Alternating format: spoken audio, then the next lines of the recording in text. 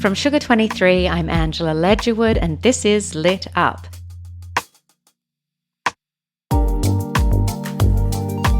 Today I'm speaking with Sheila Heti, author most recently of the novel Pure Colour, as well as How Should a Person Be and Motherhood, among others. Pure Colour revolves around the premise that the world we're living in now is simply God's first draft, with lots of things to be improved upon. Sheila's protagonist, Mira, is an art critic and struggles with how to love a woman named Annie while reckoning with her father's death. You'll hear a lot of talk about bears, birds, and fish in this episode, and after listening, I think you might get a sense of which one you are. Sheila is a really big deal and writes a lot about being an artist and the simple act of being alive. When we spoke for this episode, Sheila was stuck in her Toronto apartment without any heat, wrapped in a blanket, sipping hot tea with her loyal dog Feldman snoring beside her. It was a very cozy conversation, and I hope you enjoy it.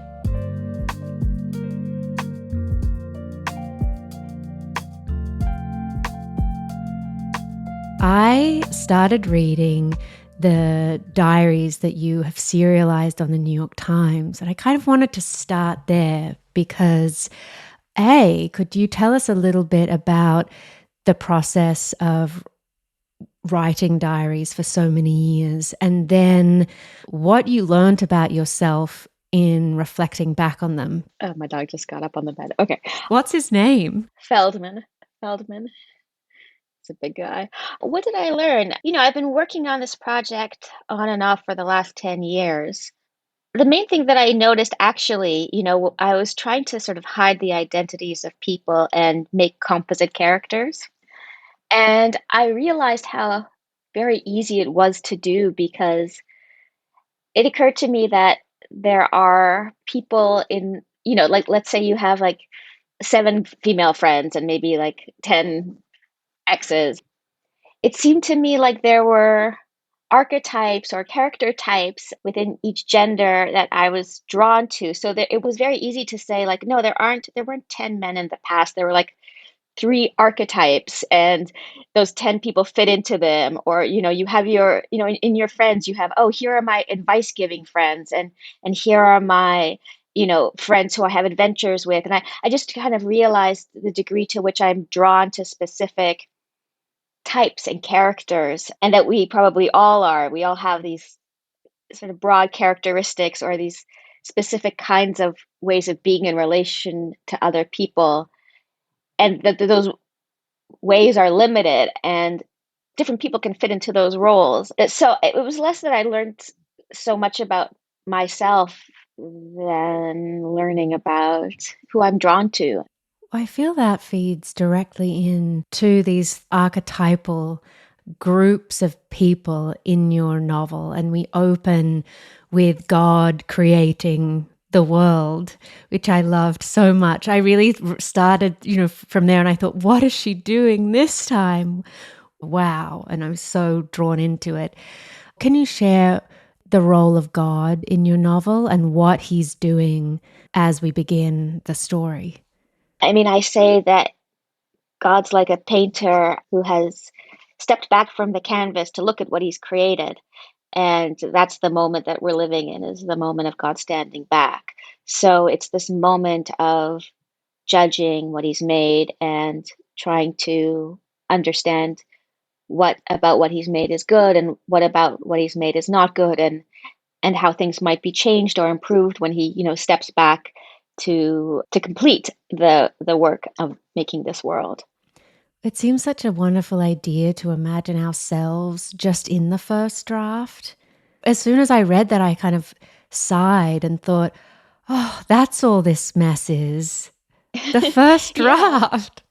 Yeah, I mean, it made sense to me. I mean, as a proposition, as like, well, why is the world the way it is? Why does it have so much beauty in it and at the same time so much suffering and so much that's just incredible and majestic, and at the same time so much that's so painful and wrong? And it struck me that maybe this is one way of understanding that complexity and our disappointment with life, and at the same time our gratitude I just wanted to have a different relationship to the complexity of all that.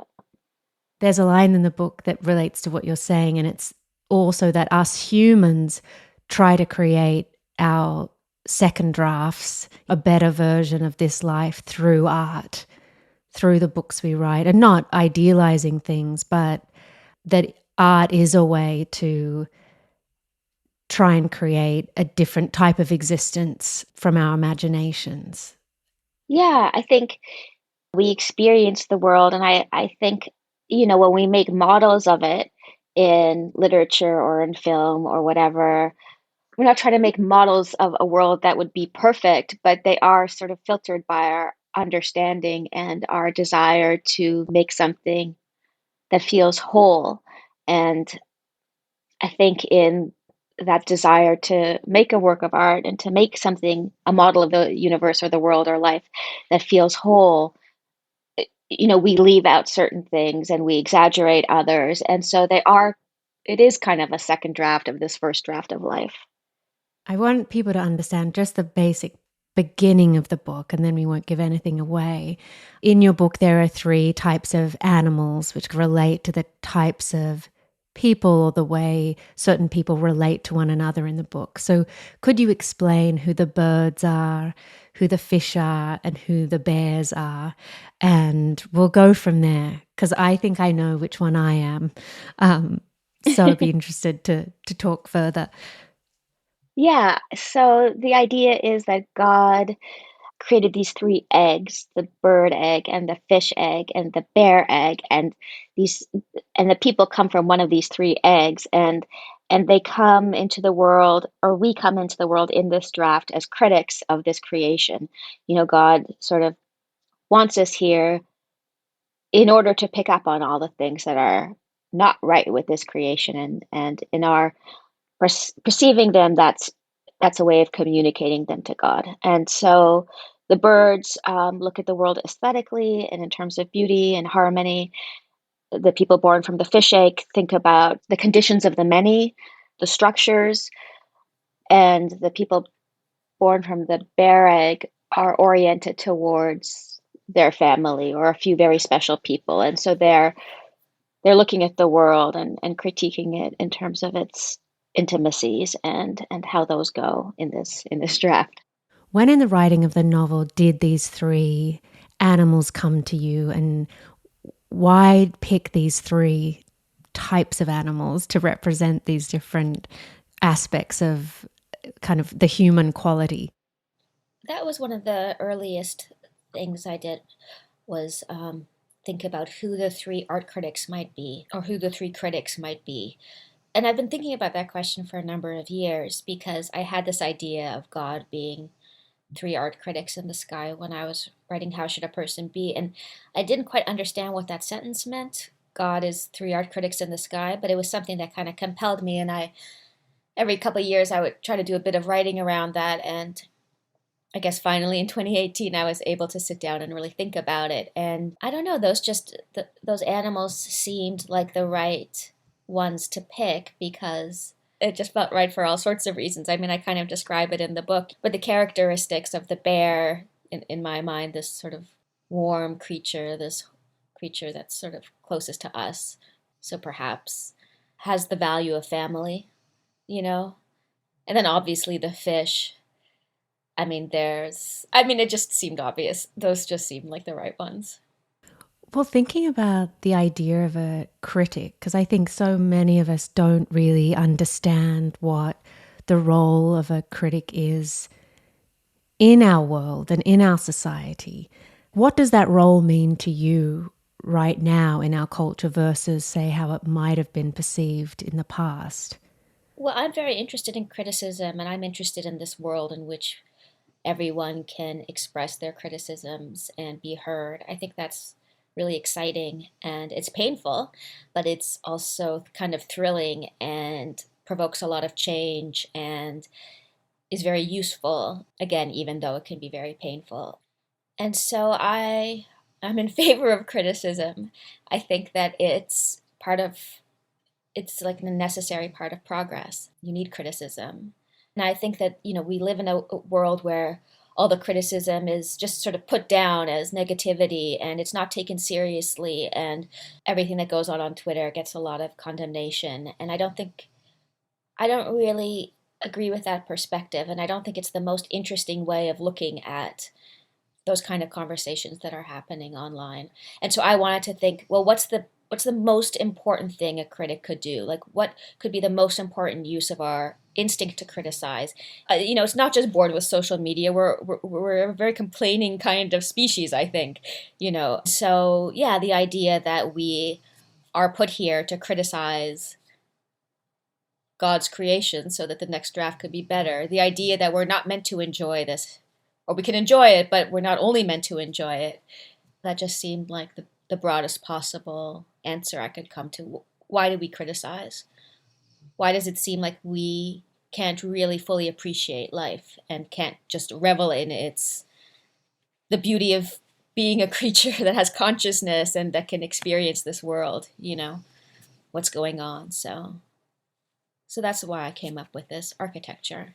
Sheila, you could start your own religion with these ideas. It feels comforting and it feels like it helps explain why certain people are the way they are. There are a couple of very important relationships in the book, but particularly one that Mira, our protagonist, has with a woman called Annie. And Annie is a fish and Mira's a bird. But what did that symbolize for you? I don't know. I think as a bird myself, there's a feeling of, well, the work that you're doing as a bird is not as important it's not as important as the work that the fish are doing. And, the fish are concerned with everybody and their conditions and and fairness and all these very deeply important things. And that they're important as a bird, but you can't quite bring yourself to care as much. You care about other things more, literature and art, and it seems trivial in comparison. And I wanted to create a world in which, well, no, they're all important. It's important that all of these tasks are taken care of. It's important that art is taken care of. It's important that politics is taken care of. It's important that the family is taken care of. And we don't all have to take care of all of it. And, I think especially writing this book at the tail end of the Trump years, there was a lot of talk from American artists I knew about, well, that the work that they're doing is not important and what they should be doing is political. And I really disagreed with that. I just felt like art is always important. And, there's a kind of shame often about being somebody who's making art in a time of political unrest or difficulty. But I really believe that there's no time that art should not be made. So I wanted to sort of get across this and like the Mira and Annie and Mira's father, who's a bear, like that. I want to show like an interconnection between all three of them, how they all together make the world, and it's not exactly a satisfying world because they don't understand each other because they're from different eggs and they have different priorities and different things in the world are important to them, and they'll never understand each other, but they kind of want each other. There's no relationships in the book that are between members of the same species because I think we are attracted to each other in our differences. Well, I think too in romantic relationships, everything changes all the time, and anything we think is solid in a moment can shapeshift on us, kind of for better or worse. And so I wonder, people think we sound so strange talking about like who's a bear and who's this, but I kind of love it as well. But I feel like I'm potentially probably a bear who wishes she was more like a fish and loves friends who are like fish to care about the greater good and appreciates the birds, loves reading their work and trying to understand them more, but doesn't really have the patience to sit down and create herself, but would love to just love. But that is also elusive because you cannot rely on someone else to just love you the same way. That's always moving. But I'm connecting this because I felt the relationship that Mira has with her father, who's a bear, has influenced the way she can then interact. Like I felt like having an intensity of a relationship with a parent, which I definitely related to, that push and pull of needing oxygen and yet a kind of a guilt that comes along with being loved so much, but also loving so much back and trying to work out what that boundary is and how to live as an adult. Does the bear and the bird symbolize the truth of your father and your relationship? Was he a bear too? I think so. Yeah, I think so. I mean, it's funny when you put people into categories because the complexity of a human can't really be reduced to an archetype, like one of these three categories. But yeah, I would say so. How did you end up kind of gathering the work in the novel form? Well, no, I was trying to write a novel all this time, and some of the passages I thought they were just going to be for myself ended up in the book. But I think that's the case with all my books. Like I'm always when I say I'm always writing, I don't mean I'm always writing in the sense of I wake up every day and I sit down and I write and then I write for 3 hours and I stop. Like I just happen to like writing and I end up accumulating a lot of material and I don't quite know when or how because I never really feel like I'm doing work. Um, the work really comes when I'm trying to pull everything together and sort of make everything make sense together. That's when it starts to feel like a little bit more like intellectual labor. But no, I was trying to write a novel and I was, trying to figure out a story and where everything fit and, where would a story like this end and what's supposed to happen in the third act of a story like this. The way I started was with three very different characters. There was sort of a mirror character, but there was two men who don't really appear in the book anymore. And it was between the three of them. So it went through a lot of revision. It's changed a lot since the beginning. Well, thinking about art critics, how did you learn to become one? In the book, Mira goes to a school. And I kind of laughed. I just imagined, oh, that's like art school. How fun. And I think I'm still mystified almost the track that a cultural critic has in our world today. For you, how did that begin? Well, I wrote reviews of art shows for a weekly in Toronto in my early 20s. And I was reviewing books at that time too. And so I've always done some of that, but I don't consider myself really a critic. I don't think I really have that disposition because I think a real critic also says when things are bad. And I don't like doing that. I really like writing about things that I love and that I want more people to know about and love. So I'm more of yeah, I don't really consider myself a real critic. I mean, I have friends who are real critics and they almost are more activated when it's something that they don't like. And I think that's right. I think that's the right position for a critic. And I'm not like that at all. I feel too much sympathy for the person that made it. I just don't want to hurt their feelings. Like, I just can't, I don't have that personality. The role of the critic is important, but it's also brutal, isn't it? Yeah, it's brutal, but it's so important. But for myself, like, I I have those feelings. Like, I hate books, and I'll talk to my friends about how much I hate certain books, and I don't feel sympathy for the person that wrote a bad book in that sense when I'm reading it and I hate it. But I don't feel like I want to go all the way and write that down and make an argument for it, even if I will do that in private.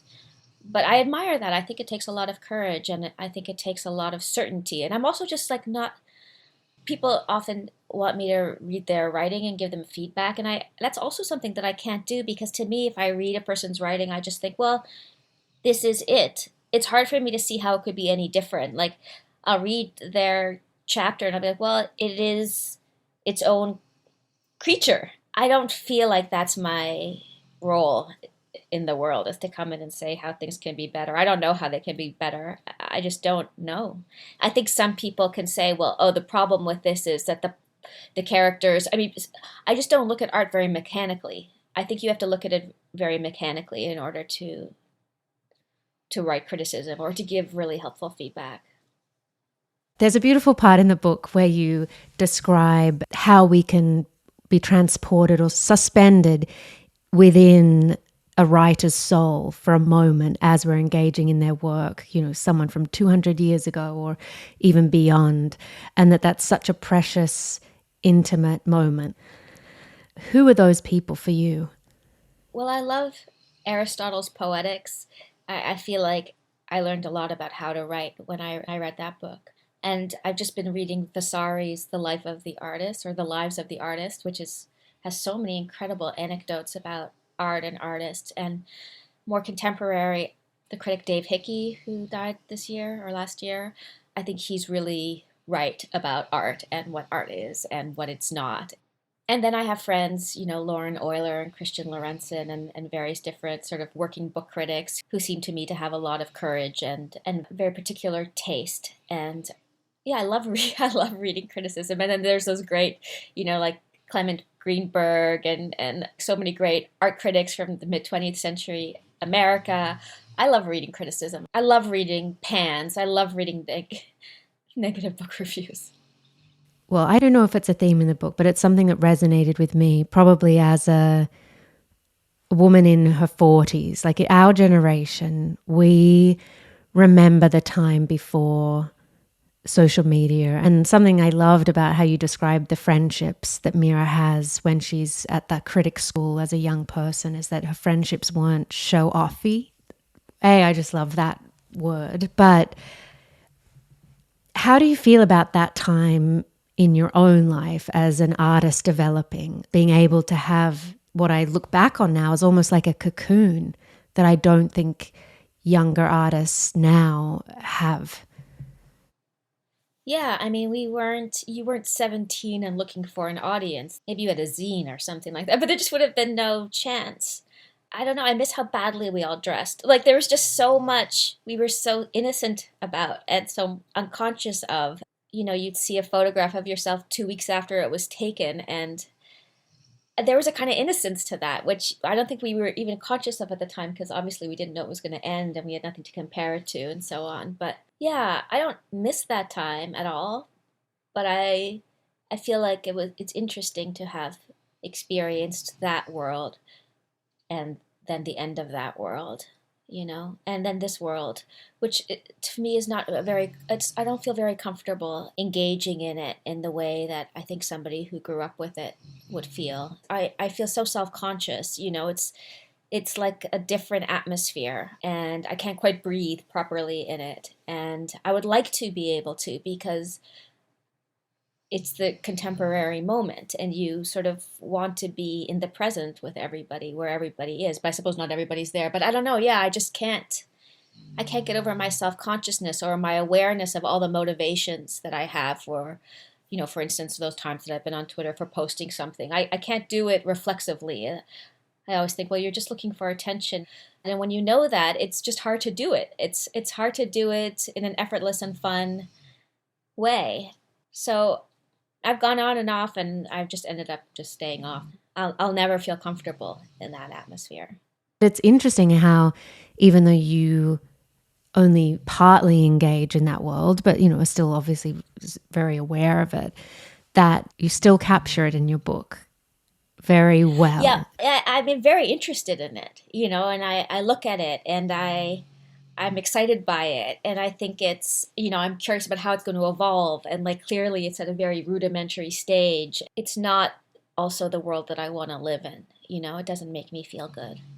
There's one part that I loved because Mira, the character, is saying, what's more important, websites or the sky?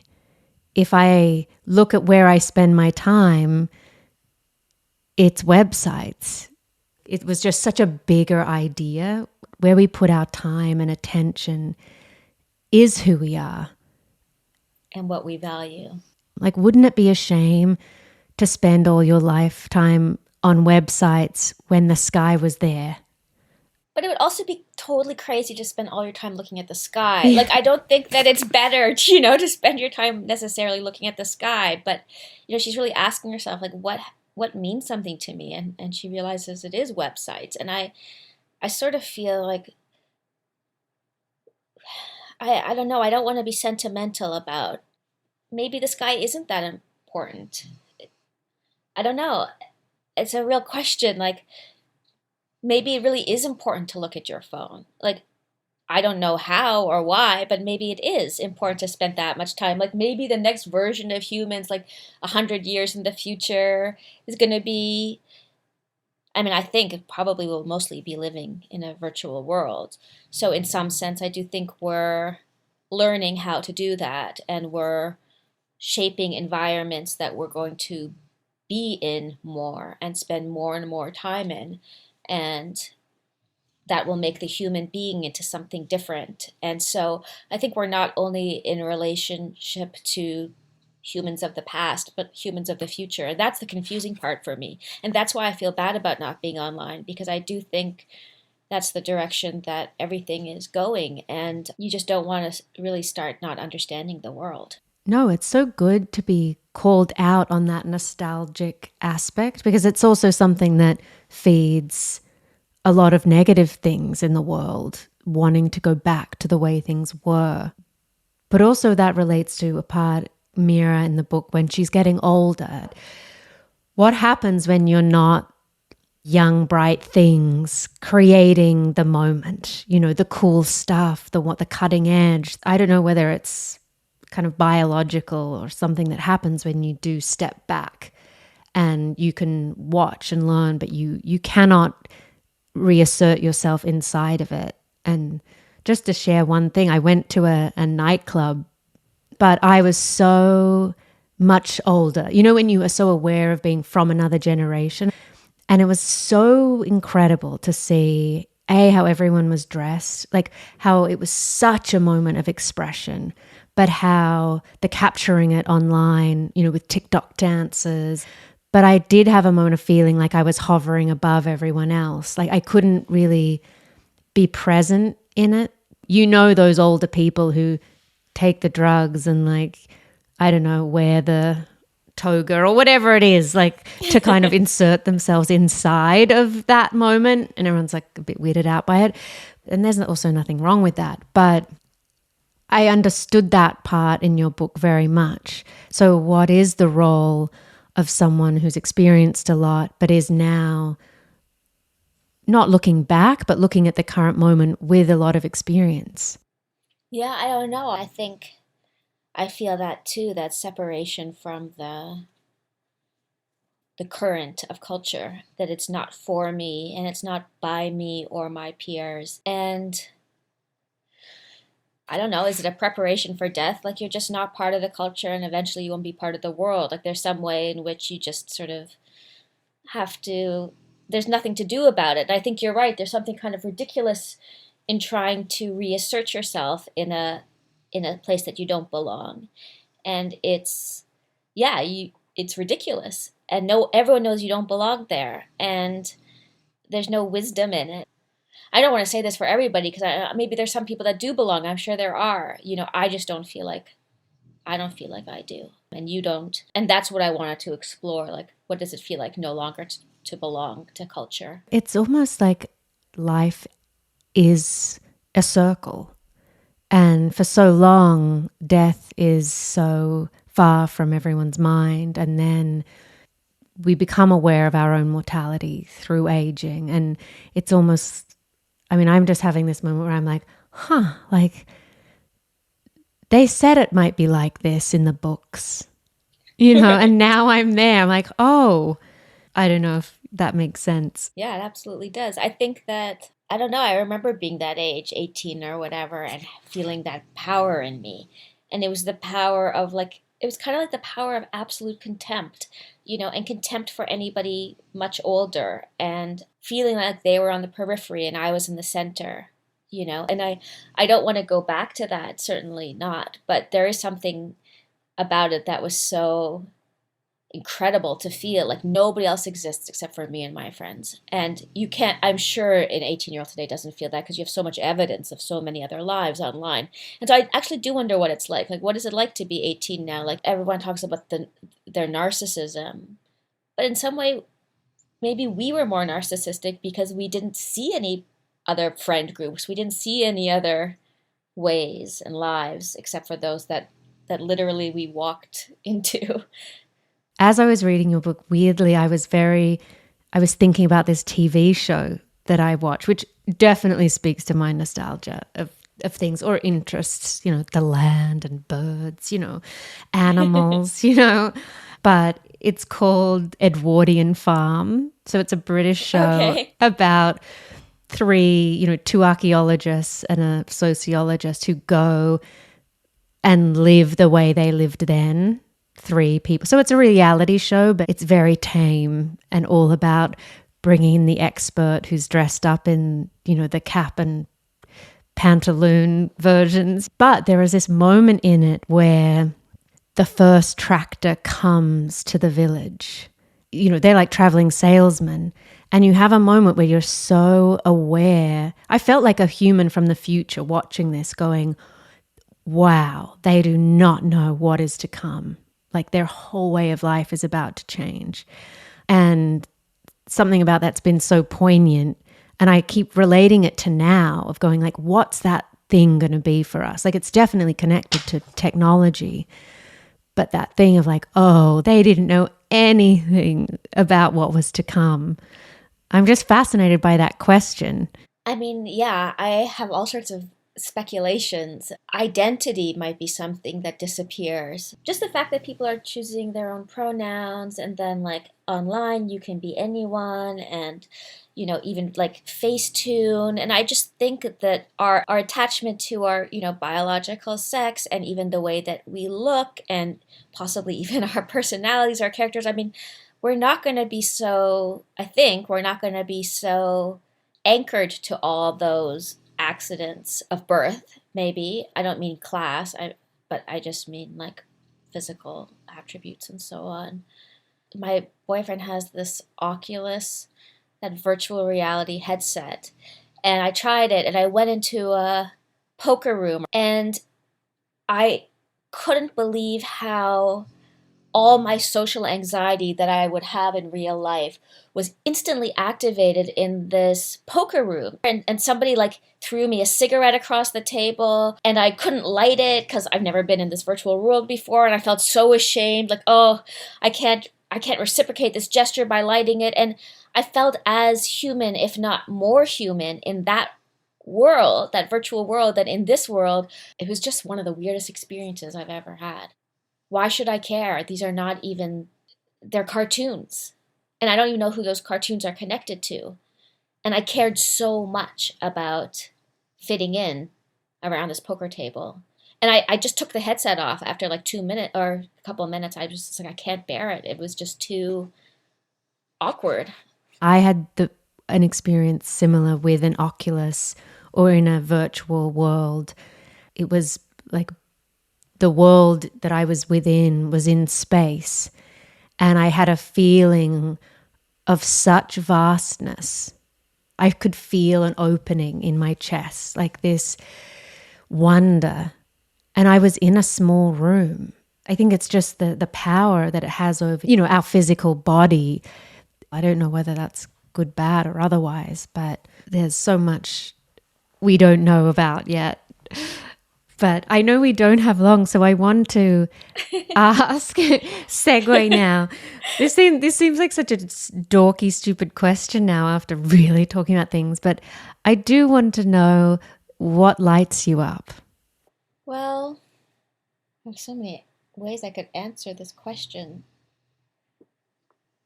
I mean, the thing that I kind of can't help myself saying is like, I really like going to bed at the end of the day. I really love going to sleep. I just love the end of the day. I love when the day is done and I can crawl under the covers and I know I'm going to like be in a dream soon. I love dreaming. I think that's really a very happy moment in the day for me. Do you have a particular way of recording your dreams? No, I mean, I used to write them down, but I don't anymore. But I just like that moment of being in them because I don't really remember them for even very long. But I really just like I mean, this connects to our virtual world conversation. It's interesting to be in other worlds. And it's the same thing like in the virtual world and the dream world and literature, it's all these ways of sort of transporting yourself. And I love that. This friend of mine, if I can say, he's been writing down the landscape of his dreams for years. And he realized that it's as much a limited specific world as this real world. So it's not like there's an infinite number of landscapes in one's dreams. There's a limited number of landscapes. And that's really interesting to me. Like that there are only 12 houses or 6, exteriors or whatever. That seems really strange. Yeah, maybe our minds only have enough space for certain images. I mean, it'd be so funny if there were like critters up there deciding, like, delete this one, delete this, like cleaning your inbox of your mind and Right. people or interactions and going, I don't think we'll need this one back. Shall we get rid of it? Okay. Like, I love that. You come over, have someone clean house for you. Something that Liam's pointing out is that we think something lovely has happened, and that is your dog snoring softly. Yes. He's always beside me. And, if I do a photo shoot, if I do an interview, he's always right beside me. He's my 130-pound Rottweiler. And when I do interviews, he falls asleep and snores. And I can always it really does make me slightly self-conscious about my answers to have this like snoring creature beside me. It's a sweet dog. Oh, it's lovely. It might be that it's his favorite moment as well, to fall asleep next to you. That sounds so wonderful and comforting, doesn't it? It's so nice. Maybe he does like this like gentle talking out loud right beside him. I don't know. Where he only hears half of the conversation because the other half is in my ears. Oh, that's right. In my headphones. I wonder what he's dreaming about then. Yeah. Oh, Sheila, I think it's time. I have to let you go. Thank you so much for chatting. I'm so happy to see you again. Thanks so much for listening to my conversation with Sheila and her snoring dog, Feldman. Sheila's book, Pure Color, is available now, and you can purchase it via the link on our website, lituppodcast.com. Lit Up is a podcast from Sugar 23. It's hosted by me, Angela Ledgerwood, and is produced by Lurker Liam Billingham. This week's episode was edited by Trevor Wallace. Mike Mayer and Michael Sugar are the executive producers. The theme music is by Andrei Radovsky. In 2 weeks, I'll be speaking to Jason Diamond. Be sure to tune in.